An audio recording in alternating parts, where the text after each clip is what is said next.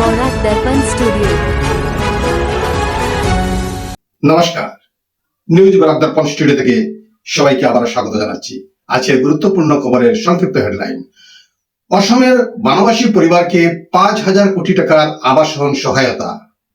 ভাগ্নির অসুস্থতায় দায়িত্ব নিলেন মুখ্যমন্ত্রী ডক্টর হিমন্ত বিশ্ব শর্মা। মানস চেতিয়ার রহস্যজনক মৃত্যু, তদন্তের নির্দেশ মুখ্যমন্ত্রীর।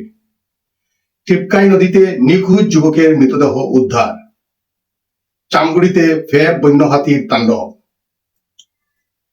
ইন্ডিয়া গেটে ককরোচ জনতা পার্টির মিছিল ঘিরে টানাপড়েন।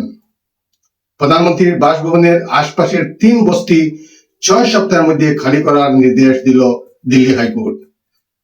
ভোপাল গ্যাসকাণ্ডে ভুক্তভোগীদের চিকিৎসা নিশ্চিতের নির্দেশ সুপ্রিম কোর্টের। অবৈধ অনুপ্রবেশকারীদের বিরুদ্ধে কঠোর হবে কেন্দ্র। নিউ ইয়র্কে মোহন ভাগবতের কর্মসূচিতে আপত্তি মেয়র মামদানির।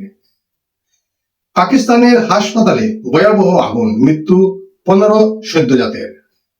নেপালে ভয়াবহ বন্যা, নিখোঁজ 1,000-এরও বেশি, মৃত 7। ফের বাণিজ্য যুদ্ধে আমেরিকা এবং কানাডা, ভারতের সঙ্গে বাণিজ্য বাড়াতে আগ্রহী অটোয়া। ইরানের সঙ্গে বাণিজ্যের জের, চায় ভারতীয় সংস্থায় মার্কিন নিষেধাজ্ঞা। বিশ্বজুড়ে মার্কিন ভিসা ইন্টারভিউ স্থগিত ট্রাম্প প্রশাসনের।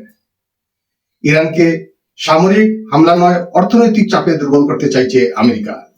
বিস্তারিত প্রতিবেদনে। কেন্দ্রীয় সরকার প্রধানমন্ত্রী আবাস যোজনা প্রকল্পের আওতায় অসমের বানপীড়িত পরিবারগুলির জন্য প্রায় 5,000 কোটি টাকার গৃহ নির্মাণ সহায়তা অনুমোদন করেছে। অসমের জন্য 3.8 লাখ নতুন বাড়ির অনুমোদন পত্র হস্তান্তর করা হয়েছে।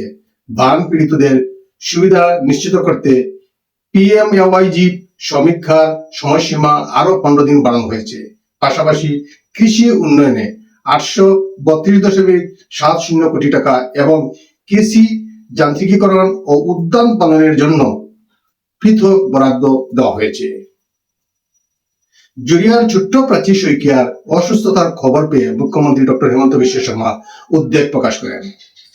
সোশ্যাল মিডিয়ায় সাহায্যের আবেদন পাওয়ার পরই তিনি স্বাস্থ্য দপ্তরকে দ্রুত ব্যবস্থা নেওয়ার নির্দেশ দেন। উন্নত চিকিৎসার জন্য প্রাচীকে বেঙ্গালুরু পাঠানো হবে এবং চিকিৎসার প্রয়োজনীয় সব সহায়তা সরকার দেবে বলে জানান মুখ্যমন্ত্রী। শিবসাগরের বীর লাচিত সেনার কর্মী মানস জ্যোতি চেতিয়ার রহস্যজনক মৃত্যু ঘিরে চাঞ্চল্য। 23 আগস্ট পথ দুর্ঘটনায় আহত অবস্থায় উদ্ধার করা হয়। 25 আগস্ট ডিব্রুগড়ে চিকিৎসাধীন অবস্থায় তার মৃত্যু হয়। তার সহকর্মীদের অভিযোগ, এটি দুর্ঘটনা নয়, পরিকল্পিত হত্যাকাণ্ড হতে পারে।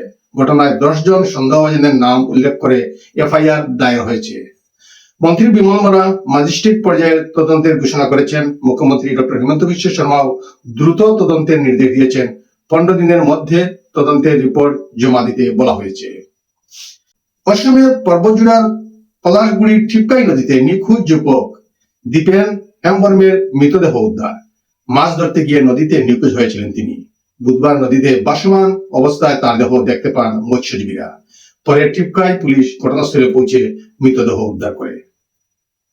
অসমের চামগুড়িতে ফের বন্য হাতির তাণ্ডব। জঙ্গল থেকে হাতির পাল ঢুকে পড়েছে কৃষি জমিতে। হাহচড়া এলাকায় হাতির দল নষ্ট করেছে কৃষকদের ফসল। ব্যাপক ক্ষয়ক্ষতির মুখে পড়েছেন স্থানীয় কৃষকেরা। ফসল রক্ষায় স্থায়ী ব্যবস্থা ও ক্ষতিপূরণের দাবি জানিয়েছেন ক্ষতিগ্রস্তরা। নিট কেলেঙ্কারি ও কেন্দ্রের প্রতিশ্রুতি পূরণ না করার অভিযোগে 5 সেপ্টেম্বর ইন্ডিয়া গেট থেকে দিল্লি পুলিশের সদর দপ্তর পর্যন্ত মিছিলের ডাক দিয়েছে ককরোচ জনতা পার্টি। তবে দিল্লি পুলিশের দাবি, এখনো কোনো অনুমতি চাওয়া হয়নি। নিরাপত্তার কারণে ইন্ডিয়া গেটে মিছিলের অনুমতি না দিয়ে রামলীলা ময়দান বা অন্যত্র কর্মসূচির প্রস্তাব দেওয়া হতে পারে। লোককল্যাণ মার্গের কাছে থাকা বিআর ক্যাম্প, মসজিদ ক্যাম্প, DID কলোনির 350-এরও বেশি বাসিন্দাকে নির্ধারিত সময়ের মধ্যে পুনর্বাসনের ঠিকানায় চলে যেতে হবে। কেন্দ্রের তরফে ইতিমধ্যেই সাবদা মেবরার DUSIB কলোনিতে তাদের বিকল্প বাসস্থানের ব্যবস্থা করা হয়েছে। 1984 সালের ভোপাল গ্যাস দুর্ঘটনায় ভুক্তভোগীদের চিকিৎসা ও পুনর্বাসন প্রক্রিয়া দ্রুত সম্পন্ন করার নির্দেশ দিয়েছে সুপ্রিম কোর্ট। মধ্যপ্রদেশ হাইকোর্টের প্রধান বিচারপতিকে এ বিষয়ে একটি বিশেষ বেঞ্চ গঠন করে প্রতি মাসে ভুক্তভোগীদের চিকিৎসা ও অন্যান্য দাবির অগ্রগতি পর্যালোচনার নির্দেশ দেওয়া হয়েছে। পাশাপাশি চলমান জনস্বার্থ মামলাটিও সুপ্রিম কোর্ট মধ্যপ্রদেশ হাইকোর্টে স্থানান্তর করেছে। কেন্দ্রীয় স্বরাষ্ট্রমন্ত্রী অমিত শাহ অবৈধ অনুপ্রবেশকারীদের বিরুদ্ধে কঠোর অবস্থান নিয়েছেন।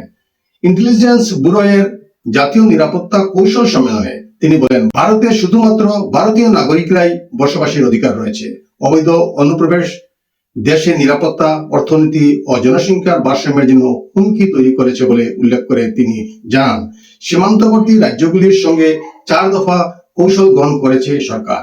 আইন মেনে ভারতে আসা মানুষের স্বাগত জানানো হবে, তবে অবৈধ অনুপ্রবেশকারীদের বিরুদ্ধে কঠোর ব্যবস্থা নেওয়া হবে। আরএসএস প্রধান মোহন ভাগবতের আগামী 29 আগস্ট নিউ ইয়র্কের ম্যানহাটনে একটি অনুষ্ঠানে যোগ দেওয়ার কথা। এই কর্মসূচিতে আপত্তি জানিয়েছেন নিউ ইয়র্কের মেয়র জোহরান মামদানি। মামদানি জানিয়েছেন তিনি অনুষ্ঠানটি সমর্থন করেন না, তবে ব্যক্তিগতভাবে আয়োজিত কোনো অনুষ্ঠান বাতিল করার ক্ষমতা শহর প্রশাসনের নেই বলেও স্পষ্ট করেছেন তিনি। মামদানি ভারতের বহুত্ববাদী ও ধর্মনিরপেক্ষ সমাজের কথা উল্লেখ করে বলেন, প্রত্যেক ধর্ম ও বর্ণের মানুষের জন্য নিউ ইয়র্ক উন্মুক্ত। অন্যদিকে ভাগবতের কর্মসূচি নিয়ে আমেরিকার সমালোচনার পাশাপাশি সমর্থনও দেখা যাচ্ছে। ইসলামাবাদের Pakistan institute of medical science হাসপাতালে ভয়াবহ অগ্নিকাণ্ডে মৃত্যু হয়েছে কমপক্ষে 15 জন সদ্যজাতের। আজ সকালে স্ত্রীরোগ বিভাগের 3য় তলায় আগুন লাগে এবং দ্রুত পাশের নবজাতক ওয়ার্ডে ছড়িয়ে পড়ে। প্রাথমিকভাবে জানা গিয়েছে এসির কম্প্রেসারে বিস্ফোরণ বা শর্ট সার্কিট থেকেই আগুনের সূত্রপাত।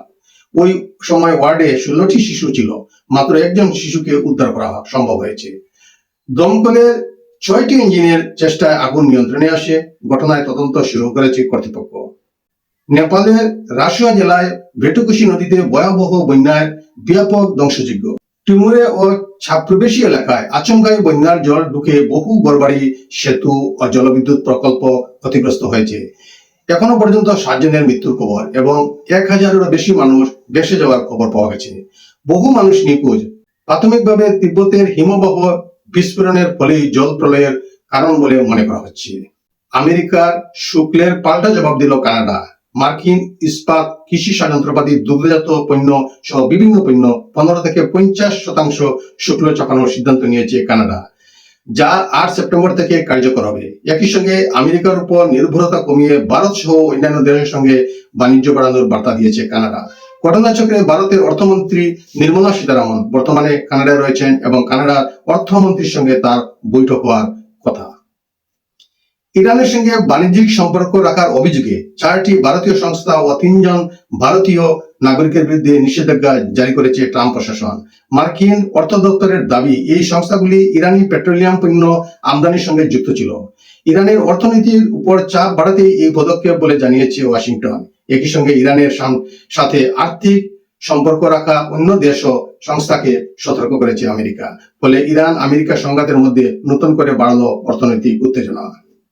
ডোনাল্ড ট্রাম্প প্রশাসন বিশ্বজুড়ে মার্কিন দূতাবাস ও উপদূতাবাসে ভিসা ইন্টারভিউ আপাতত স্থগিত করেছে। ভিসা যাচাইকারী আধিকারিকদের জন্য বিশেষ প্রশিক্ষণ চলাকালীন এই স্থগিতাদেশ কার্যকর থাকবে।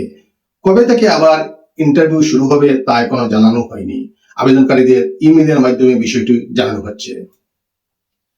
আপাতত ইরানের বিরুদ্ধে কোনো সামরিক অভিযান না চালানোর কথা জানিয়েছেন মার্কিন বিদেশমন্ত্রী মার্কো রুবিও। তবে নৌ অবরোধ, নিষেধাজ্ঞা এবং জ্বালানি সরবরাহে চাপ তৈরির মাধ্যমে তেহরানকে দুর্বল করার কৌশল নিয়েছে ওয়াশিংটন।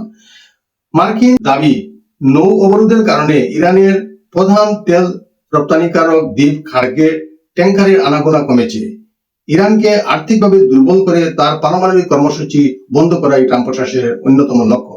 এই অর্থনৈতিক চাপ অন্তত নভেম্বর পর্যন্ত চলতে পারে বলে জানা গিয়েছে। তবে ইরান আমেরিকার পদক্ষেপকে বেআইনি বলে দাবি করে পাল্টা জবাবের হুঁশিয়ারি দিয়েছে। আজকের প্রতিবেদনে এখানেই সংক্ষিপ্ত বিরতি টানছি। সবাইকে শুভ সন্ধ্যা জেনে বিদায় নিচ্ছি। নমস্কার।